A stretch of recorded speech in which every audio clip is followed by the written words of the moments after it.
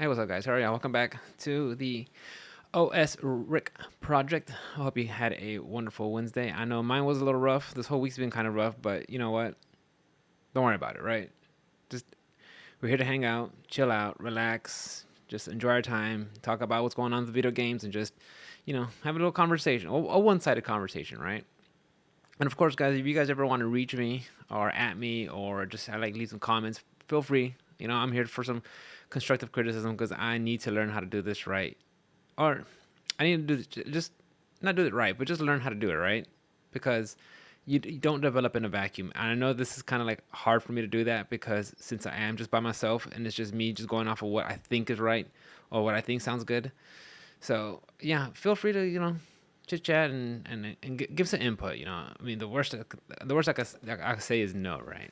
But anyways, guys, so off the heels of all the information that's been going on lately with Summer Game Fest, the Sony State of Play, the Bethesda, Microsoft showcase, there were still two more that I want to talk about that weren't as large as the Bethesda showcase and the Summer Game Fest. But I think we should still talk about them because I think there's information there for these different franchises that people can find interesting. And mind you, guys, not everything I talk about, you know, pertains to me and that I'm excited for. So I will skip some games because that's just, what's the point of me talking about something that I have no interest in, right? I mean, I'll just be giving y'all just a like there's just like I have no basis for that, I mean, I could talk about some things I have just an opinion on even though I haven't played it, but if I don't care for it, like what's the point though? Because then it's just like I've always been in the mindset of like when you hear a review of something you're interested in before you get a chance to play it, like I feel like it starts planting seeds. So I always try to avoid like reviews or information or opinions on something that I'm interested in unless it's from my peers or my friends that I know that I have that I know and I have a sense of where their opinions lie and where their options or not the options, but just how they are. I need to slow down, drink some water. That's one thing I need to work on, guys. Is just slow down, chit chat. I get excited and worked up and just want to like go a mile a minute, but it's like no, it's okay. This is your podcast, Rick. You can do what you want. Guys, so I want to start off with the Capcom showcase that happened not this Monday but last Monday, and there wasn't too much on there that I was interested in. What I did care about was talked about already during the State of Play and the Summer Game Fest, which is Street Fighter Six. If you guys know me, y'all know that I am a big fan of fighting games, and I am excited. And okay, so I'm excited for Street Fighter Six, which I already talked about it, and I'll talk about it more later, another time or another podcast. Because if y'all know me, y'all know my opinions on that already. Y'all pretty sure y'all asked me, and I already just said it. But there is DNF Duel. That's from Arc Systems. That's coming out soon on the 28th, next Tuesday, and I'm kind of excited about it. But I don't want to go into much detail yet because I still don't know if I'm going to purchase it or not. I still got to do some research. But from what I've gathered, looking at their Steam page, I've noticed that they do not have, and I repeat, they do not have, as of yet, as of June 22nd, 2022, no battle passes, no character passes. So I am enjoying that. I think that's a back to neutral, back to, that's a good name, a reset from everything that all the other video games companies have been doing.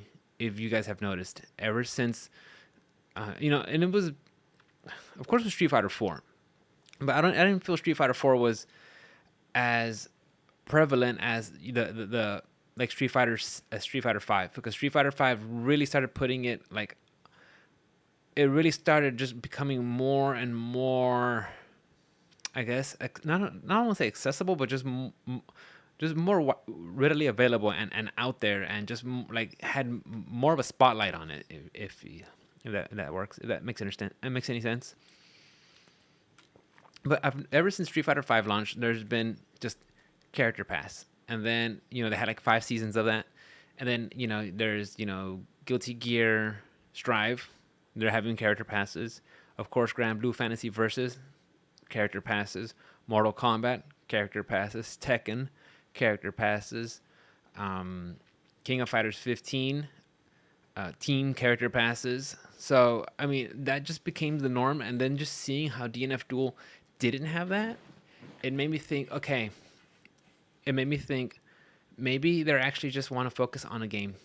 They just want to play the game, and it doesn't have to be like a well balanced, fair game. I wanted to be Kosoge. I wanted to be crazy, off the wall nuts. But at the same time, I want them to be like really want to focus on the gameplay and just have fun with it. If is the game fun? Yes. Okay, that's all I care about. Making money, let that be second. I mean, Arc System already has, they already have other IPs they could focus on if they want to make money. And same with the developers of DNF Duel, because I think that's like it's an online Korean game from what I heard, and it's just like a spin-off. And I think they already have like gotcha games, and I mean they have other sorts of like revenue they could get from this game.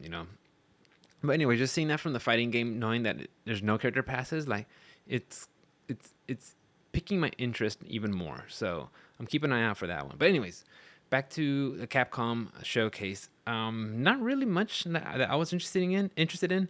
They did say that Street Fighter 6 that they'll be going radio silent until further notice, further news, which gets me thinking it's probably gonna be until Evo. That's probably gonna be the next time we get information on the franchise, whether it's a new character, more mechanics, and stuff like that. So, but even then, right now, when people ask me what I think about it, especially the drive system, I was like, honestly, it's still very early in the game. It can change. They can completely change it and revamp it and rework it and tweak it. So who's to say that it'll still be the same thing? So that's why when it comes to the drive system, I really don't care how it functions, because that is all subject to change.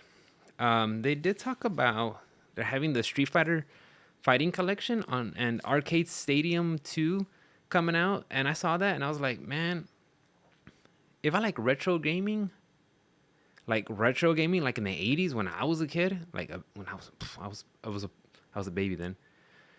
If you like those games, then that's a, awesome for you, man. That's something you could really get into. And then looking at the fighting collection, I was like, well, if people are really into it, some of those titles that I'm curious if they could get them on on Fightcade. It's gonna be the name of the podcast. It's on probably on Fightcade. So I don't know like how these collections, like what they plan on doing with it. I mean, it's just if someone really wants to play those games, but I don't know if the casual like Capcom fan cares anything about like fighting games. It could be, but I saw that and I was like, okay, that's gonna be a pass on my part. But I mean, someone might enjoy it, right? Oh, they started off so besides Street Fighter 6, they did start off with Monster Hunter Rise. No, Monster Hunter Rise Sunbreak DLC. And I don't know about what you guys feel about it, but when I saw it being first talked about and launched, I knew it originally came out on the Nintendo Switch, and I was thinking, on the Switch, after Monster Hunter World was like on the major consoles and on PC, and I'll bet it was like delayed when it got finally released to PC, but it came out on consoles and then it came eventually to the PC. So seeing this Monster Hunter Rise and come out to Switch, I haven't played it. I know I have my friend Johnny who played it before, and I don't know if he's still keeping up with the game or not. But I'm very curious on how a game like that will handle on the Switch compared to the PC. Obviously, the PC, you got more, it's bigger, beefier. You have a whole, dedicated GPU for it to help run the game and just everything, bigger monitors and just to make the game just flow better. So playing on the Switch, like, I don't know how I feel about that.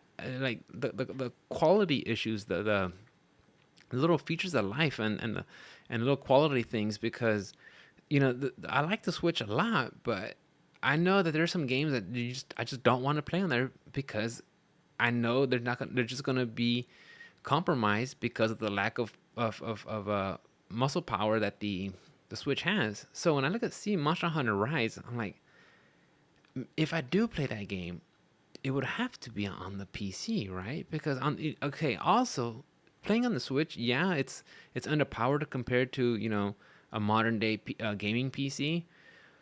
But what about the online connection? How good of a connection can you get with being handheld? You'll still be on Wi-Fi, so you'll have to be docking it, and then if you dock it, you would have to get either an adapter for a LAN port or have one of the newer OLED docks that has a built-in port for the built-in LAN port. So like, just like on that alone, I'm just very curious on how it functions. Like, I have no intentions of playing Monster Hunter. I played Monster Hunter World when it first came out on on the PlayStation, and it was fun, but it just didn't sink its teeth into me. I mean, I enjoyed like killing monsters and getting gear, but I did not want to grind and just keep doing the same thing over and over and over, and then just like, honestly, it just felt like sometimes like I'm fighting a monster and then like, oh crap, I gotta go do it all over again or something. Like the fights just felt really really long, and I know, coming from like a Souls player, like I know some of the fights over, like, because I'm at the last boss on Elden Ring, and I've been fighting Millennia, and I've been getting whooped. And those fights with Millennia, I know it's super long. You gotta be patient. So like, I know I should probably have more patience by playing Monster Hunter World, but I just do not have a desire to play it. So, but I saw that coming out, and they're gonna have some DLC coming out. Um, but again, just playing on the Switch, I don't think that's my first choice. And I've always been a proponent of the Switch, where like, if you don't have any other options to play a game, and on the Switch is the only way to do it, well then I guess that's one way of doing it. But at a certain point, like, if you have a Switch, you're probably into you're probably like gaming enough so that you can have access to other mediums of playing games. Whether it's a large, like, whether it's a console. I mean, a PlayStation, of course, a console, but a PlayStation or an Xbox or a PC or something. It's just, I don't know. I probably have to see it before I could, like, you know make a sound judgment. I'm just going off of what I think about this, but on the Switch, I really feel like it's going to be very lacking and much to be desired. They talked about Exo Primal, PvPvE online multiplayer, like you're shooting dinosaurs. And when I first saw that, I was like, you know what? Let's lean into it, Capcom. Lean into it. Let's go crazy. Freaking dinosaurs falling from black holes, and you gotta, excuse me, work with your team, and so you have to shoot up the dinosaurs and do complete objectives before the opposing team does that. And you can either, like, kind of like do like uneasy truce with them, or like attack them while fighting the dinosaurs. I'm like, okay, that sounds crazy. So like, I'm excited that Capcom is still trying to do these new IPs and trying something different. If it works out, great. If it doesn't, well, I mean, we've had other games lately that came out and just kind of been like brushed under. So I mean, I don't want. Well, I can name a few, but I don't want to.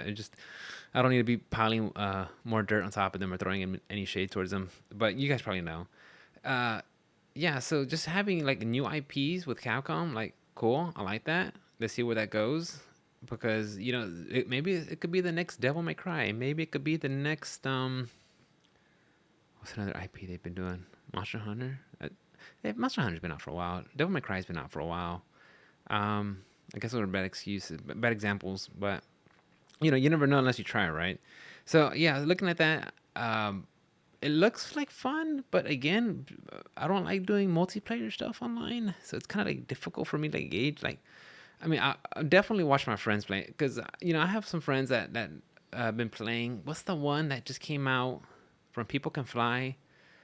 Oh my, Outriders. I remember seeing Outriders. I watched my friends play, and it's like, okay, that looks pretty cool. I always ask questions like, what are they doing, what abilities they have, but as to like actually want to play it, like, no, I want to be able to just get in the game and do my own thing, and when I'm ready to log off, log off. And you guys probably know me already. That's why I can't get into like Destinies or Monster Hunter, or any, or well, I could probably play Apex Legends, because you could play solo, right? Fortnite, you can also play that solo. Um, what's the other one? What's the Overwatch? That one, I don't know. You have to play with a team, and You know me, guys. I just don't like playing with other people, dude. I'm like a freaking. I'm just like such an introvert when it comes to video games. I like what I like, and that's it. You know, if it's not these three genres that I like I'm out. But like I said, I'll watch it. They also talked about Dragon's Dogma. They had a little, and I think they had like their own little presentation like 2 days later. But they talked about Dragon's Dogma reached their 10-year anniversary, and I was like, it's been 10 years since that game came out, and I remember hearing about it. See, that's another IP they have. That sometimes it works. I remember hearing about that game. I was like, Capcom doing a fantasy RPG, action RPG kind of. And they had this weird system where you have to use pawns, where it's like I guess like it's other people's characters, and you put them in your party, and it kind of uses the AI to do different things. And okay, that sounds pretty cool, but I just never got into it. I never purchased a copy because I know that was back during, I want to say 360 days or PS3 days. Yeah, 10 years ago. That was no, yeah, was it? Or was that PS4 days? I don't remember now. It's been a while. But yeah, so they announced that they're gonna have Dragon's Dogma 2, and they just showed a little bit of stuff, and they said it's still under development, so it's gonna probably be a while for that to come out. But we'll see as it gets closer. Maybe we'll be interested in it. It's kind of like Capcom's take on Western RPG, on a Western fantasy RPG. So I'm kind of interested in how that looks. As for how it plays, we'll have to see. If it's kind of like Monster Hunter, I might be on the outs because again, I don't want it to be teaming up with other people. But if it's kind of like how I believe Dragon's Dogma worked, where you just pick up pawns and it's like the other, it's other like players that actually play the game, but it's just their pawns. It's like their characters left over. It just has their like AI built in and their gear and stuff like that. So I don't know. We'll have to see how it is. Cause I know they kind of been like building on that franchise too. I think they made an anime that was on Netflix. I'm pretty sure, and I think it was kind of hot garbage. But for the most part, a lot of video game adaptations that go on Netflix ain't really all that good. I mean, I did like Castlevania seasons 1 and 2, and then they got to like what is it, the third season, and then like Alucard was just there hanging out with like the incest twins. I'm just like, okay. And then it finished, and I think they said they're gonna work on more of Castlevania stuff. So, but of course that's Konami, but Netflix has been going on a trend lately of grabbing video games IPs and making like Netflix shows on them. I think they had Resident Evil coming out or is coming out. Of course, Dragon's Dogma, Castlevania. They made a live adaptation, of course, of The Witcher, which I enjoyed season 1, but season 2, I was like, okay. But pretty much that was it for the Capcom. Like nothing major, nothing spectacular. I mean, they talk about these other games, which is fine, and it's just not my cup of tea. But knowing that Street Fighter 6 is gonna go on radio silent and probably no more information until I suspect Evo. Okay, that's. I mean, what else can I do? Not to just hold all that. Um, I do want to talk about. I want to shift over to the. Oh no! Hold on. Hello. See, so I take some notes, guys, and they're kind of like all over the place. So I gotta like look at it, and I don't like to read you all the notes. I just kind of like take little bullet points and then just like, oh yeah, and they just kind of explain it. They did talk about Resident Evil Village 8. They're gonna have a gold edition coming out in October, and that one I'm kind of excited for because I did enjoy Resident Evil 7 and 8. It was I think it was spring of 2021 when I was starting to get hyped for Resident Evil 8. So I realized, you know what? My wife has a copy of Resident Evil 7. Let me play it. And I thoroughly enjoyed that game. It was fun. I liked it. So after playing 7, I was like, you know what? I'm going to buy Resident Evil 8 day one when it comes out, and I'm going to give it a shot. And for the most part, yeah, I did. I bought it. I had a good time with it. I think 7 is a little bit better than 8, but 7 was still good. I mean, but 8 was still good. Wait, what I meant? 7 was 8 was good, but not as good as 7. Yeah, that's what I meant. So, yeah, 8 has a lot of good things going for it, but some parts where I was just like, some areas in the game, I'm like, man, this is just dragging on way too long. This area should have been shorter. This area should have been longer. This character should have stayed in more long. Should have had more of a presence and of a scene, especially after how much hype there was around this character. And I'm not gonna say anything because I'm gonna leave it up to you guys, even though it's been a while since the game came out. But they're coming out with this gold edition, and it has me curious because like I didn't see any pricing on it, so I don't know if it's gonna be like a free upgrade. They did say Resident Evil um, 2, 3, and no. Which one was it? Oh yeah, Resident Evil 7, 2, and 3 are going to get current gen upgrades. So that's awesome. If you guys have been playing other ones, I know Resident Evil 2 remake, that one was really popular. I think it helped put like Resident Evil back on the map because I remember like Resident Evil's was it 5, 6 weren't really all that good.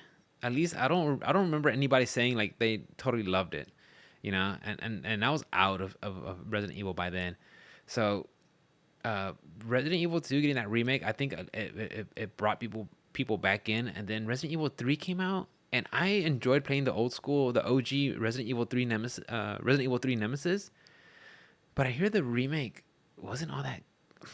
I heard it was lacking on some parts, which is kind of a shame because after how good Resident Evil 2 was received, you figured they would have done the same with 3 and like just sorry guys, I saw something in the corner of my eye.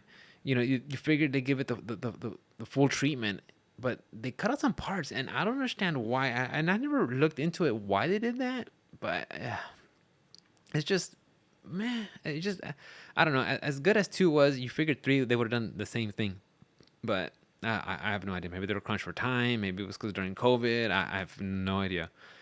Um, yeah. So, and also they talked about a little bit of the Resident Evil 4 remake, which I hear Resident Evil 4 is like a really really good game, like really good game. And I heard some people even say like, why they remaking it? They shouldn't. The game's fine what it is. I don't know how I feel about that because it's, I like I have some opinions because like playing OG Final Fantasy 7 and then 23 years later they make a remake. Okay, I could kind of see how that is, but that's such a big span between those two games. So when I see Resident Evil 4 and then Resident Evil 4 remake, I maybe that's a good thing, maybe that's a bad thing. Maybe I should expose myself to the first one before I get into this one. I'm not too sure. Um, that might have to be one of the games where I'll have to talk to some of my friends that have played the OG one and are interested and are interested in getting the remake and see what their opinions are and how high they hold Resident Evil 4 in esteem, because like I said, I've just heard like a lot of people who like talk about video games that are not in my circle, like different, like I won't say like different people like just like just like different YouTube personalities and so on. So just talk about Resident Evil 4. But like I don't know any direct friends that have played the OG one, so I'm curious, and I do want to play it because I have been enjoying what Capcom's been doing with the Resident Evil series. So I kind of want to dab it, but who's to say that I can't go? It's available on Switch, right? Because who's to say I can't go back and get a port over on the Switch and try it out? So, which got me thinking, with that being remade, and I think they had like an Oculus port. I think they had a Switch port, and I think they had I don't know what other ports.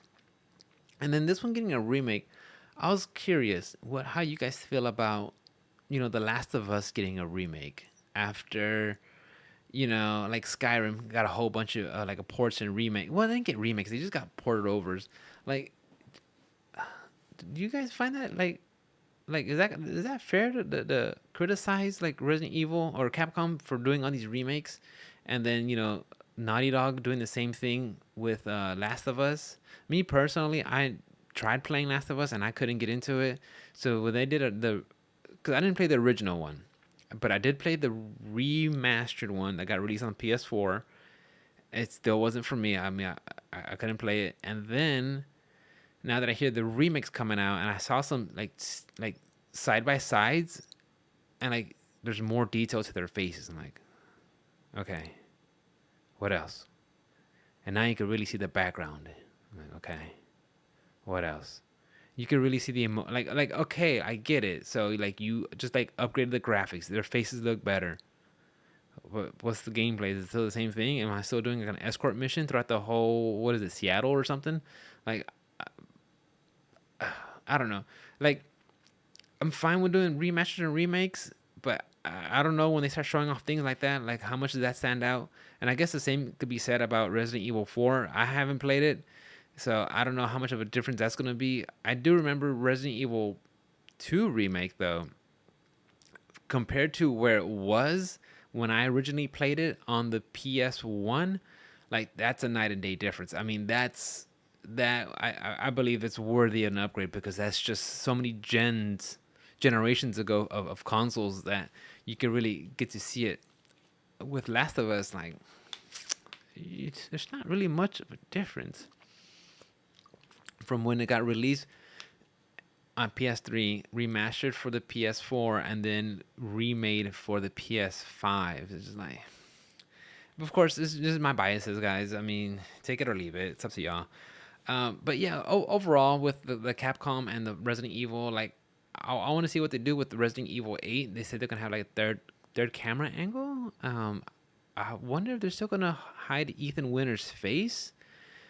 And going back to Ethan Winters, like I did not know this guy. I don't know who he is. I didn't feel like attached to him. Not like Jill and Barry, or like the whole Stars team from Resident Evil 1, 2, and 3. Because I think by Resident Evil 3, it was Jill, and you could introduce Carlos Oliveira, I think. So I knew these characters, and of course, being exposed to like the different Capcom franchises when they have crossovers, and you see Wesker and Chris and Jill show up in Marvel versus Capcom. Like, okay, you just get more an appeal. And back then, also, I was a big fan of Resident Evil when I was younger, and I read the novels. So I feel like these to me these characters are really fleshed out. So I really know who they are. But Ethan Winters, I'm like, what are you gonna do when you pan the camera around? He's gonna like hide his face or something, or it's gonna be blurry. Like I don't know. And they had some other like other content when you play as his daughter, and you could play as the characters from the game during mercenary mode, which like wasn't like isn't RE Verse like supposed to be out a long time ago? But overall, that was the Capcom uh, showcase. It was okay, nothing major. If you're like a Resident Evil fan, then you got some stuff. If you're a Monster Hunter fan, you got some stuff. Stadium Arcade, okay, like retro gaming, that's fine. I want to move on to the Square Enix one, and that's specifically the Final Fantasy VII, the Final Fantasy VII 25th year anniversary. And just thinking about that, I'm like, Jesus Christ! That game came out in 1997. I was in middle school. I was like, fuck, Jesus Christ. You guys ever do the thing where like you go to a page and like we need you to enter your age. You go to the month, date, and the year. You keep scrolling, and scrolling, yeah. I'm right there now. I'm like, fuck. Okay. But anyways, they started off with the Final Fantasy VII. It was short too. It was like maybe 15, 20 minutes, not even maybe. But they started talking about it, and they said Final Fantasy VII Remake now available on Epic Games Store. I mean on Steam. I'm like, okay, cool. I kind of figured that was gonna happen. I know sometimes Epics will have like a time exclusive. Same with like on the console, like so it's available on the PlayStation for like the first year, and then it came out on Epic, and then like I don't know how you guys are, but Steam was the first like game launcher that I really invested into. So I always have my like 90% of my games on there. 99% of my games are on there. I have a few games on Epic Game Store because they give some games for free. Cool.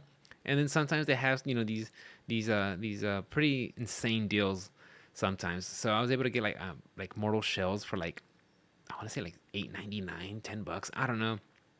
So I have that game on Epic Game Store, and they have some exclusives. There's some stuff there you'll find first, but for the most part, like if you're not playing Fortnite, any other game, you're probably gonna eventually see it on the Steam page. So unfortunately, I was able to play Final Fantasy VII on the PlayStation when it first came out. That was one of the games I was hyped for, and so I was able to experience there. If I were to get it again, it would be on Steam, but having the free PS5 upgrade, I don't feel like I need to get it on PC unless I want to do like unless there's features to do like 4K gaming. But even then, I don't dabble in 4K gaming. I have a 1080p monitor and I'm perfectly fine with it. You guys might know me that if my games could do a solid 60 frames per second on 1080p, great.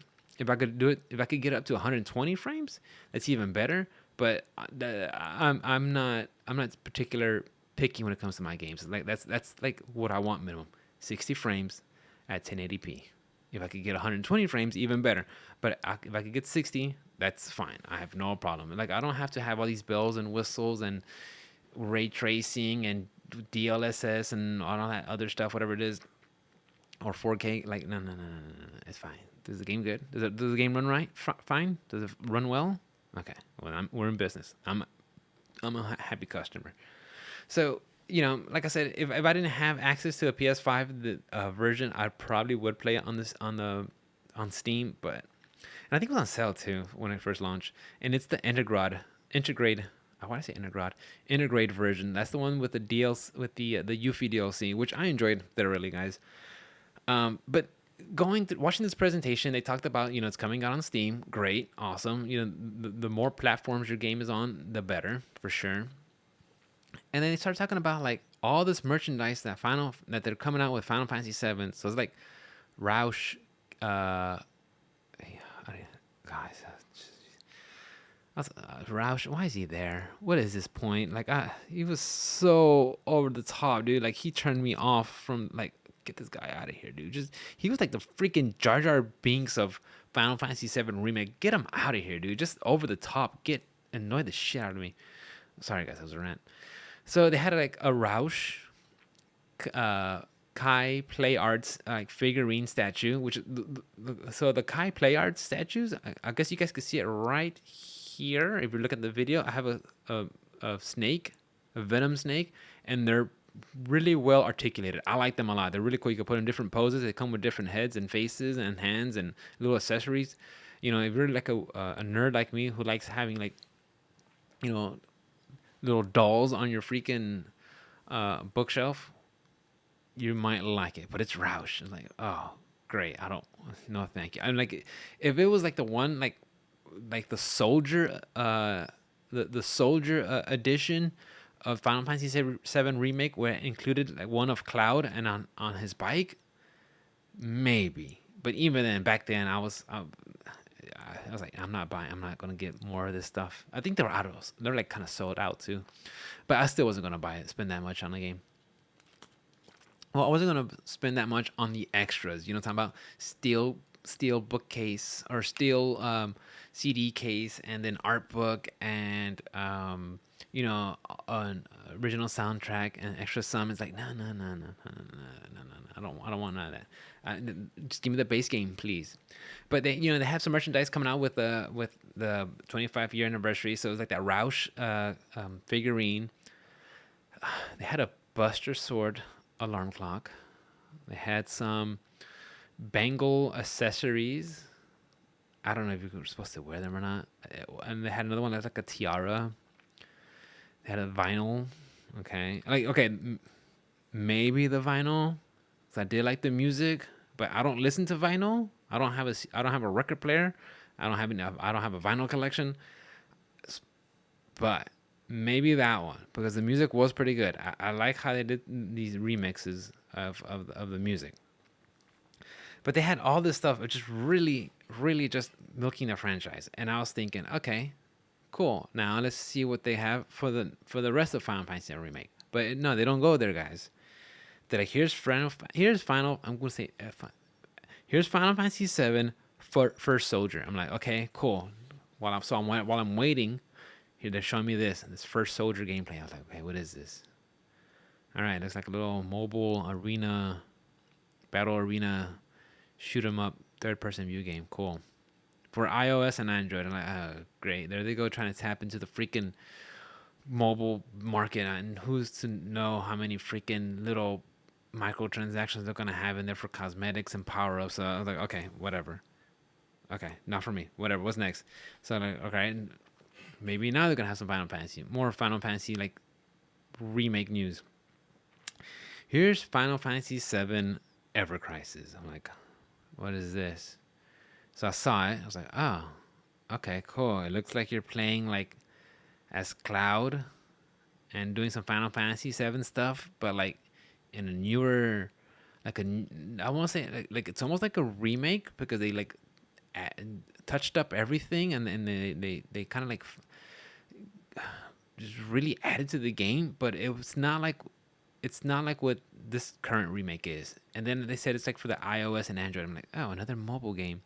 But like looking at it, it looked like old school like PS2 graphics, and they just like kind of like they everything just looked a little bit better. Like that's honestly what they should have did with Final Fantasy VII remake. Is just make it HD. You know, add some more. Make the terrain better. I guess make the sprites look better. Make the models look better. Not sprites, but like everything looks look better. Flesh it out more. Give it more shape.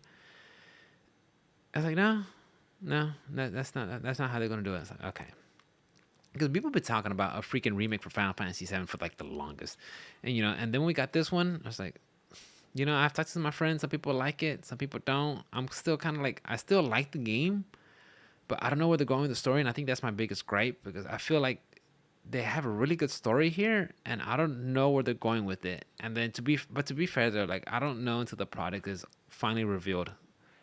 But anyways, guys, that Ever Crisis, iOS, Android, y'all know me. I don't care for mobile gaming at all. Then they had Crisis Core Reunion.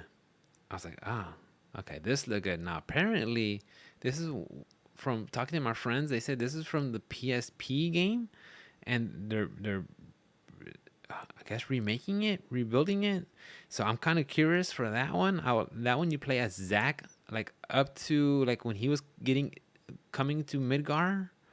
So we'll see how that plays, and that's coming. It has a winter release date, so I will probably be excited for that one because I do like I said, y'all know me. I like Final Fantasy VII, but I'm not like hardcore into the franchise where I'm reading all the freaking mangas and animes and all the like fan art and behind the scenes stuff. Like I just know the story as I interpret it from just playing the OG game, and that's about it.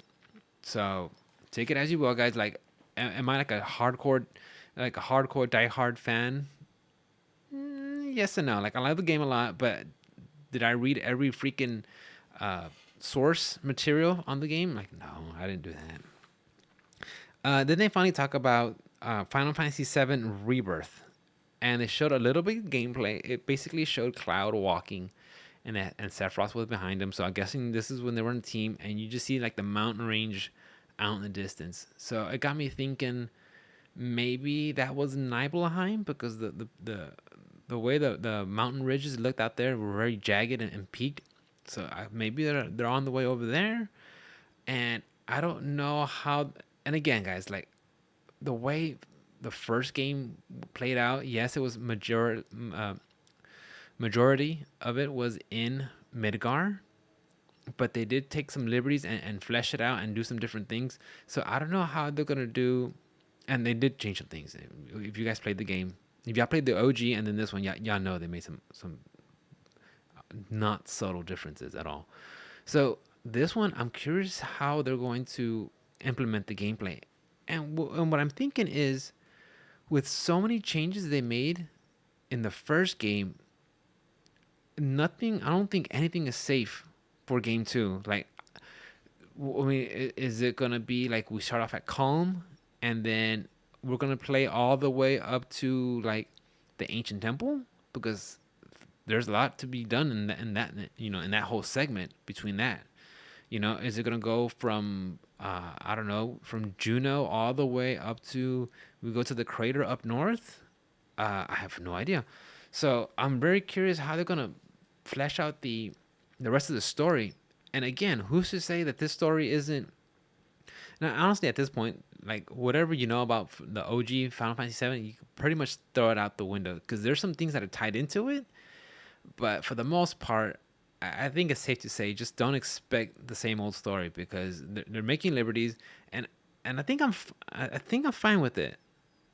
But that changes on any day you ask me, though. Honestly, it's just I want to know what they're doing, and I don't understand it because I feel like the original story was fine and it's been told, and I've been through it already. I don't know, man. It's just really hard, and I'm not saying like change is bad and you can't do change because I do agree change is good, but it's just like with this story though, like if you're gonna just make a whole new story, can't you just make it another Final Fantasy something? Final Fantasy uh, 17, I don't know, or I don't know, or just grab a different set of characters.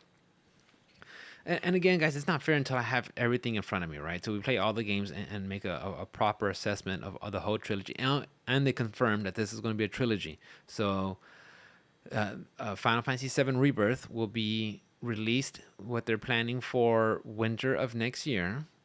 So, it was 2020 for the first one, 2023 for the second one.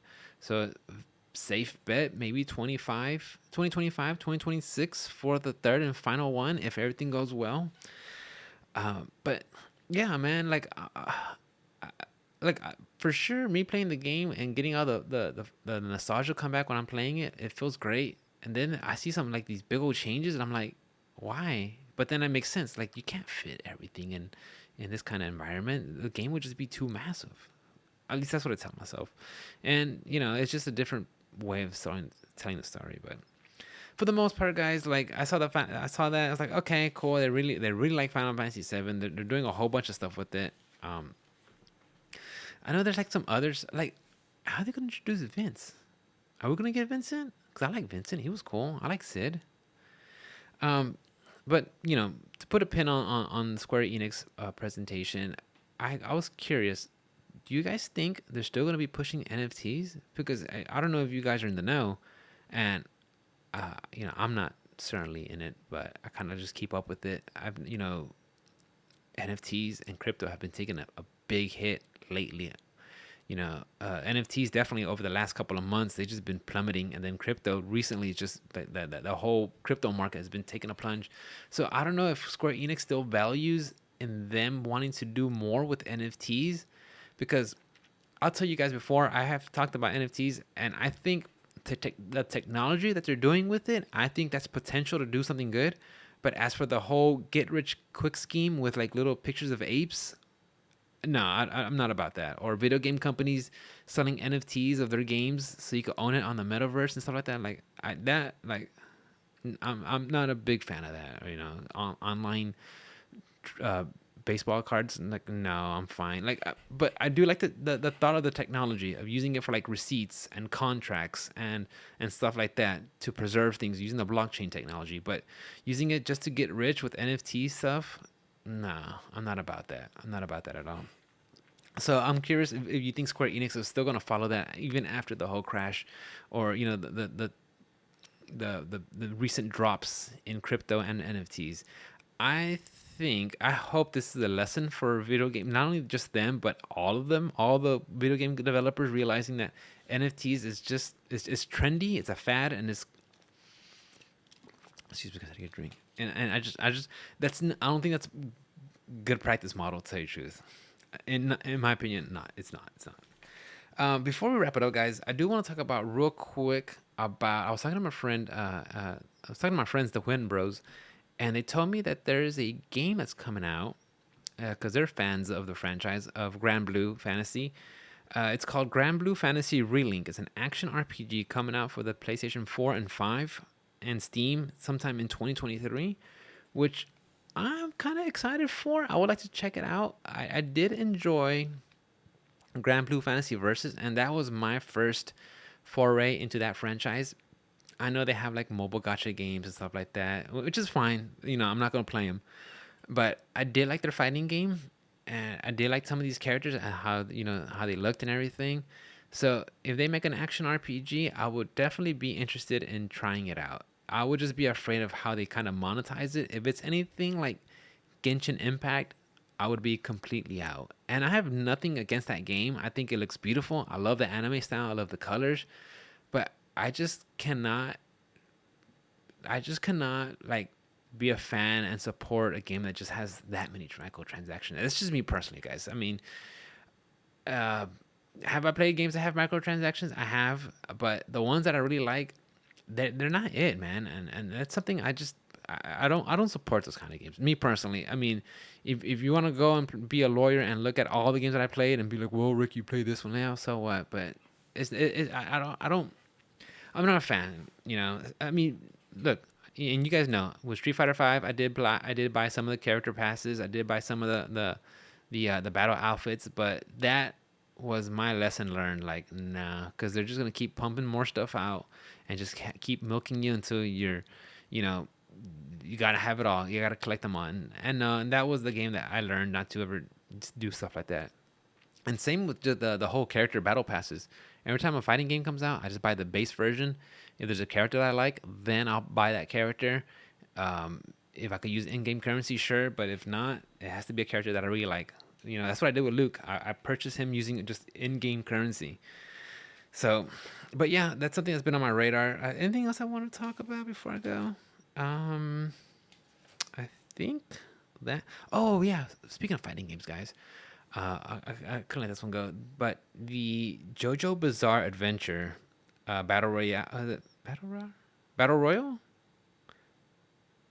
I forgot the name. It's a super long ass name, but it's like their fighting game. And they basically the developer said that they will not be having rollback, nor do they intend to implement it. And it was just like, in this day and age, you want to release a fighting game that does not have rollback technology? It's like, why? Why would you do that? That makes no sense. Especially this being like a remaster of the old, I think it was a PS3 game. It's like if you're gonna go through all the trouble and they're gonna have all these characters available on release and they made balance updates and changes and brought it up to 60 frames per second. It's like they did all this work for the modern, for like the modern, fighting game scene, and then not give it rollback. It's just that doesn't make sense. That's something your game has to have now. Like it's an absolute. I want to say it's an absolute must if you really want to survive. I mean, granted, things offline events are coming back online.